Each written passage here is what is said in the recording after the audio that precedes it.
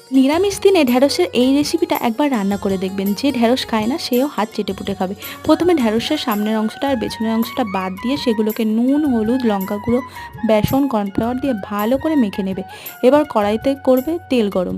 তেল গরম হলেই ভেন্ডিগুলোকে ছাঁকা তেলে সুন্দর করে ভেজে নেবে। যেহেতু কর্নফ্লাওয়ার আর বেসন দেওয়া হয়েছে, ভেন্ডিগুলো খুব মুচমুচেভাবে ভাজা যাবে। তেলে পাঁচফোড়ন আর কাঁচা লঙ্কা দিয়ে সেখানেই সর্ষে বাটা দিয়ে দেবে। হ্যাঁ, খোসাগুলো অবশ্যই দেবে না। তারপরে একটু হলুদ গুঁড়ো, সামান্য লবণ দিয়ে ঝোল ফুটে আসলে দিয়ে দেবে ভেন্ডিগুলোকে। ভেন্ডিগুলো যেই ফুটে আসবে একটু পোস্ত বাটা, আর তারপর শেষে একটু ঘি দিয়ে নামিয়ে নেবে এই নিরামিষ রেসিপি। এটা খেতে দারুণ সুন্দর হয়। নিরামিষ দিনে এই খাবার তো একদম জমে যায়। নিরামিষ দিনে সত্যি কিছু খেতে ইচ্ছা করে না, তখন এই রেসিপি আমাদের মুখে এক অনন্য স্বাদ এনে দেয়। একবার বাড়িতে করেই দেখুন, সত্যি রেসিপিটা দারুণ হয়। তো আজকের জন্য টাটা।